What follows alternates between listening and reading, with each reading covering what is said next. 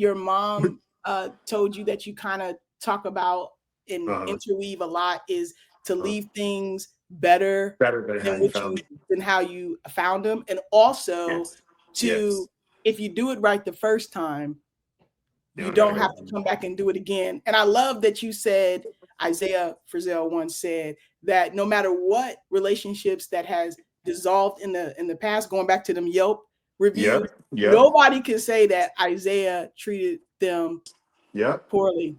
I say that with such confidence. I'm like, there's no relationship where you're going to get that off, right?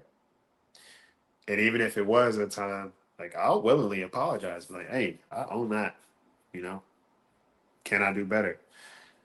But hey, my boy he said it. He's like, there are probably a lot of people who are no longer in your life right now who realize that they were probably the problem and they missed out.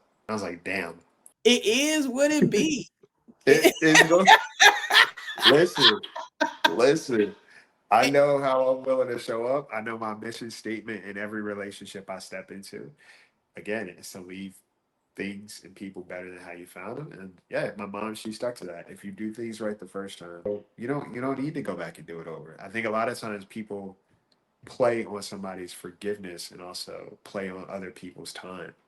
It's like, you never know when a person is tired of how you're treating them. You don't know the last time you're going to talk to a person. And both of y'all could be living still, however, that relationship met its demise because of how you chose to move.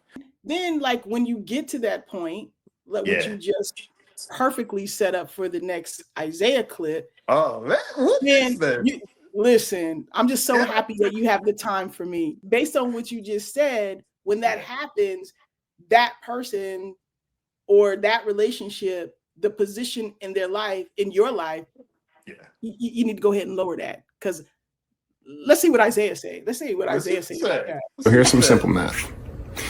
If it's required, expected, or demanded of you to lower your expectations, then it is also a requirement of you to lower the person's position in your life. A lot of times resentment builds when we keep people in significant spaces, with us being expected to not have expectations while they're in that space. Okay? And a lot of times that's where the friction comes from. But if somebody knows how to tell you what you should tolerate, but they can't coach themselves into being better, then that's something to be mindful of. Okay, and it's a difference between a person having a season, they're going through some things, and you have to support them in whatever ways possible. But if that's the contingency of the whole relationship, then you might want to take a look at that. I saw this quote that said, breadcrumbs are not food, they're clues.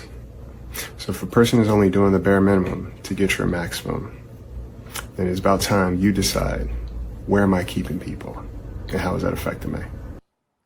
Because I can't make a sandwich with them crumbs. You sort of can't. You're going to have to sweep, but you can't make no food with those damn crumbs. They probably that ain't even hors d'oeuvre worthy. Those ain't even croutons. It's not even for shut up. Thank you. I mean, the closest is getting us to the communion cracker.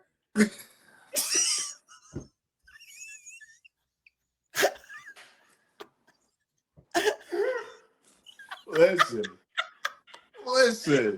And that ain't never been a meal, okay? Never. You still going to eat after.